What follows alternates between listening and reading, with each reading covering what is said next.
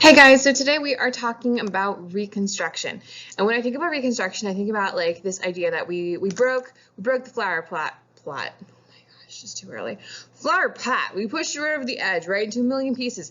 And now we gotta glue it back together like everything's all good. Like we are ready to move forward. And it's not just about that, right? There's so many bitter feelings going forward that it's not as easy as gluing the pieces back together. It's gonna take a lot more than that. As a very famous person, Lady Gaga once said, I'm going to edit this a smidge, trust is like a mirror. You can fix it, but it's broken. You can still see the cracks in your reflection. Okay, so I like to think about that when I think about Reconstruction. That like, we're going to put it back together. We're going to put the nation back together, but like people aren't going to be feeling too hot about it. Okay, so we're going to start off with our 10% plan. This is the plan from Abraham Lincoln. So literally, this is not in the Constitution whatsoever of like what to do if a state rebels, because the framers didn't think that would happen. And so Abraham Lincoln just, shooting in the dark, doing what he thinks is right, and he's going to offer what's called the 10% plan. And he is going to say that states can be restored to the Union if 10% of the state's voters swear loyalty to the Union. And like, woohoo, we're good to go. Like, we'll all be back together. It'll be great. So Abraham Lincoln's plan, much nicer, much more thinking long term. Like, let's bury the hatchet. Let's move forward. Let's rebuild the South. Let's put it all back together. And let's make it all better. On the opposite side, you're going to have the Wade Davis bill. Congress is going to reject Lincoln's plan. They're like, too nice, too much. And so Congress is then going to propose their own Wade Davis bill. And they're going to require the loyalty of a majority of adult white men. No people who were in the Confederate Army, Confederate government, or whatever can be serving in the new governments in the South. And they want the permanent disenfranchisement meaning you can't vote, you can't have any say in government, of anyone that was a Confederate States of America leader. So if you were in charge at that time, guess what? You'll never vote again. Lincoln uses a pocket veto for the Wade Davis bill and doesn't pass. And then Abraham Lincoln's going to get assassinated. And that is going to put Andrew Johnson into the presidency, his vice president. Andrew Johnson has more Southern leanings, and he has much more democratic ideas in line with the Democratic Party. And so he's going to propose his own plan for Reconstruction, and that's not going to pass. And then Congress gets real wild and tries to impeach him. And then you're going to see that Congress is going to pass their own plan while the impeachment proceedings are happening. Then Andrew Johnson will be occupied. And ultimately, what's going to happen is they are going to require a majority of white men to swear loyalty to the United States of America.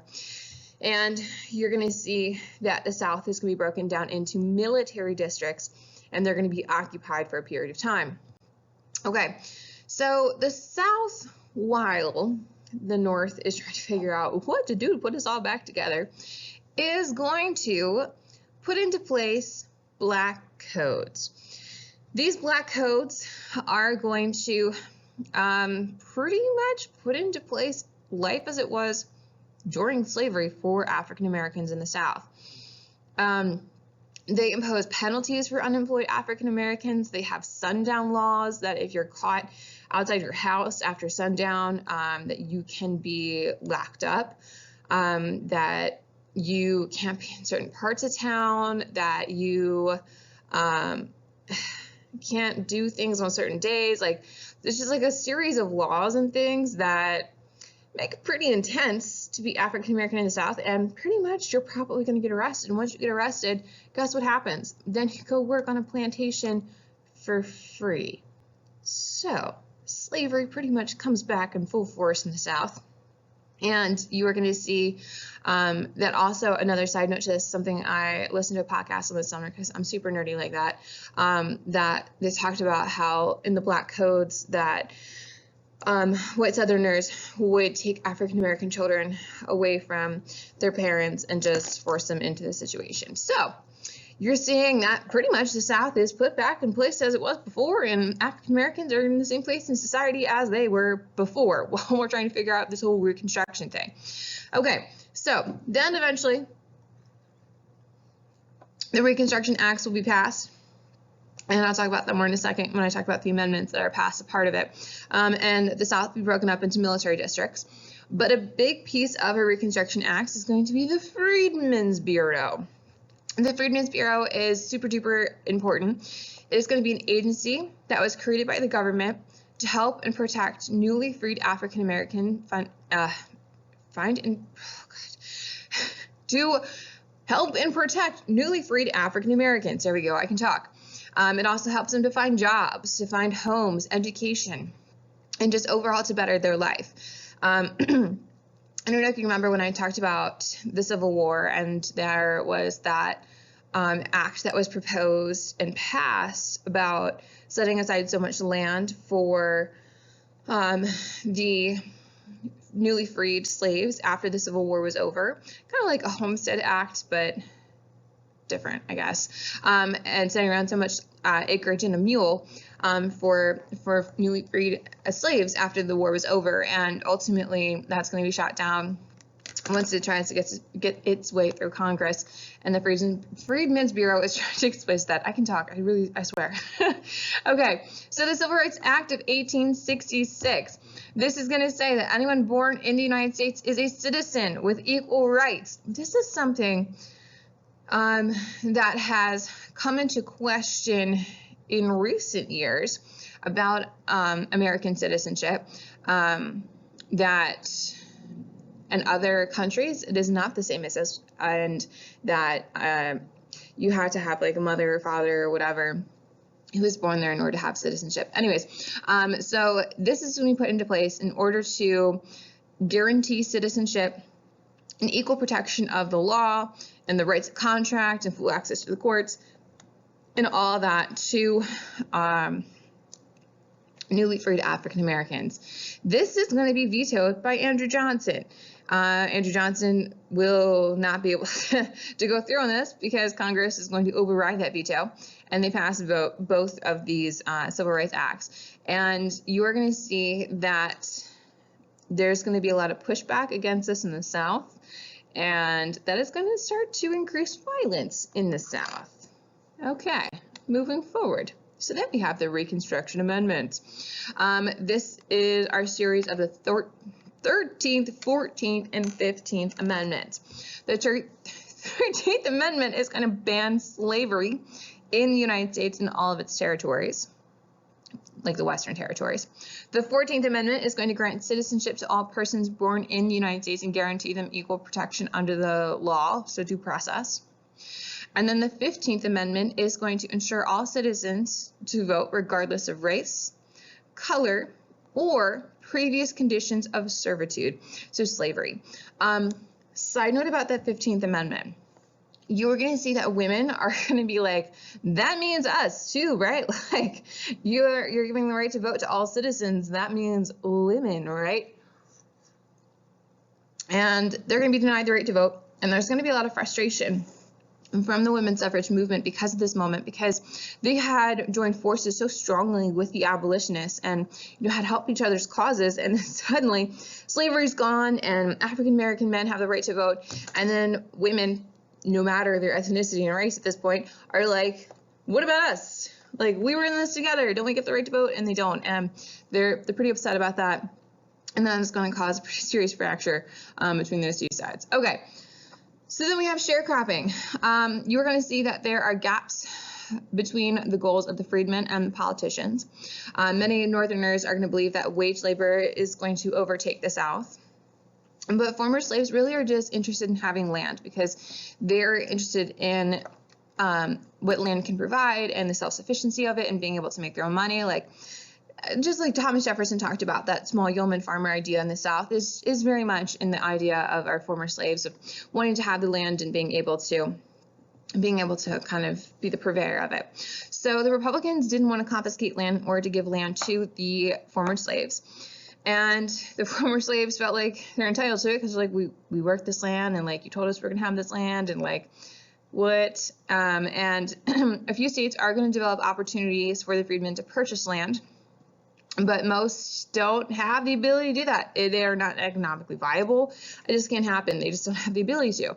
So a lot of slaves actually end up working for their former owners. They're going to receive a wage instead of food, clothing, and shelter, except that wage is extremely low, and that's going to mean that they're going to starve. You're going to see that some black workers are going to start to organize. And you are going to see that black men want to keep black women out of the field, and they want to try to kind of secure those gender roles that are in America at this point in time and trying to be a part of that. But you're going to see that the sharecropping system is going to create a cycle of poverty, that the African Americans are going to be paid not enough money in order to pay back to their owners, well, the owners of the land, their former owners, slaves as well, and they're not going to be able to pay it back, so then they have to take on more debt. They take on more debt, and then they have to keep going round and round and round in the circle until they are just like in a pretty much debt slavery to to the owners of the land, and they're going to be forced to work there because they can't pay it off, and it's going to be nearly impossible. And this is going to become the new agricultural system in the South. Okay, so our scalawags. This is not a term for Scotch-Irish immigrants, even though the people who use Google are going to say that. That's not correct. This is going to be ex-Confederate States of America men that view the Southern Republican Party as illegitimate. Remember, the Republicans at this point are the North mostly. They are going to be the liberals. They were in favor of abolition and getting rid of slavery. So this is the Republican Party is going to be viewed as illegitimate in the South. And so this term scalawag refers to the Southern whites who support Reconstruction and the Republican Party. They're going to be viewed as traitors. They're going to be viewed as the others, and they're not going to be very popular in the South and with their neighbors. Okay, so then we have the carpetbaggers. The carpetbaggers are going to be people from the North that are named carpetbaggers for their bags made out of carpet that they brought with them. They are people who are going to be seeking an economic opportunity off of rebuilding in the South and off of Reconstruction. They are going to be pursuing. Sorry, I'm just trying to think through some things now. They're going to be pursuing getting rid of that planter elite aristocracy. They are going to be setting up businesses that are going to be government funded because of rebuilding after Reconstruction, rebuilding like the businesses and the government buildings and the railroads and all those different things. And they are going to be hiring former slaves to work for them. So again, they are viewed as the other and are not going to be too popular in the South. Okay, so the Civil Rights Act of 1875. This is going to pass legislation that guarantees access to transportation and hotels for all African Americans. It repeals black codes so that they can't put in place that they're illegal. It's going to remove restrictions on workers. And it's going to prohibit racial discrimination in jury selection. And it becomes a watered-down bill, eventually, that the Supreme Court is going to strike down, that it will not actually pass. And because the South is so opposed to it, they fight it so much, goes all the way up to the courts, and it will be struck down.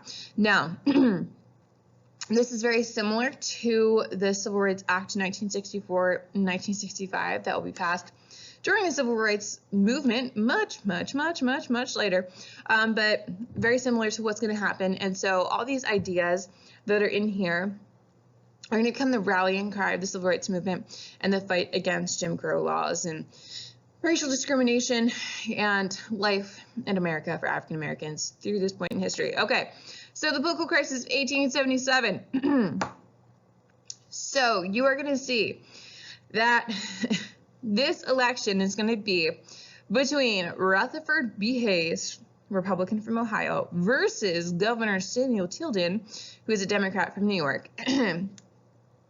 And you're going to see that Tilden has very strong support of the South. He is going to talk about home rule for the South, returning their ability to govern their states' rights and all that. back to them, that you're going to see that he's like, Florida, South Carolina, Louisiana, like, let's still take care of them under Reconstruction. The rest of them can do what they want. And so Tilden actually wins the popular vote. That's this second graph down here. So he wins 51% of the popular vote. So you're going to see that the Republican Party is going to say, they're like, no. There's a few states in the South we feel like didn't actually do their voting correctly. Like, we were calling into question their voting. We need to double check some stuff. Like, we feel like this wasn't correct. So what they do instead, they pull together a commission from Congress that are going to vote on who's the president. That commission in Congress is going to have 8 Republicans and 7 Democrats. So you can see who had the advantage going into that. Hayes is going to offer federal money for education, economic growth, internal improvements in the South. And, in response to this. So Congress is going to ultimately give Hayes the presidency. The South is going to be like, this is malarkey. We're ready to fight you again. This is like not okay. And you all thought the 2016 election was pretty passionate. This election, 100 million times more, which is a number. Okay, so Hayes, in response to this, is going to offer federal money to education, economic growth, internal improvements in the South. And more importantly, he's going to order the Union troops to leave the South, and Reconstruction will end. So this whole idea of pacifying the South, that like, we're realizing this didn't go how you wanted, so like, we're going to give you something that'll make it a little bit better, that'll stop you from crying, like a pacifier, and we're all just going to move forward. We're just going to let the South be the South, and we're just going to ignore it for a very long time. So now I want to take a look at your analysis questions. So the first question is about questions facing the nation after the Civil War. I want you to think about, like, Civil War has ended. We finally got to it. Now what? What are some questions facing the nation of, like, what do we do about this thing or that thing, or how do we do this? Like, what are some things that we need to look at and answer and think about? Some are questions that we're going to have answered by the end of Reconstruction. Some are questions we don't have answered for a very long time. I want you to compare Abraham Lincoln's plan to the Wade Davis bill, to what I kind of talked about, what ultimately happens with Reconstruction. And why did Abraham Lincoln emphasize the plan that he did? Why did he create a plan that was so kind of thoughtful and nice to the South and trying to bring them back into the fold of the Union? I want you to compare and contrast life for African Americans before the Civil War to after the Civil War, of how are things similar and how are things different. I want you to tell me continuities in American identity from before the Civil War to after the Reconstruction, and what are changes. So how did we stay the same in American identity, of how we think about ourselves as American and what we value, what we think is important, and what we emphasize, what stayed the same, and what changed about that from that time period. Okay, if you have questions, please do not hesitate to sign up for Key Time right there, to come in before or after school, to see me at the start of class, write your question down onto your homework, to post it on the Edmodo, to just ask it in class, because someone else might have the same question as you. I hope you enjoyed this beautiful lecture.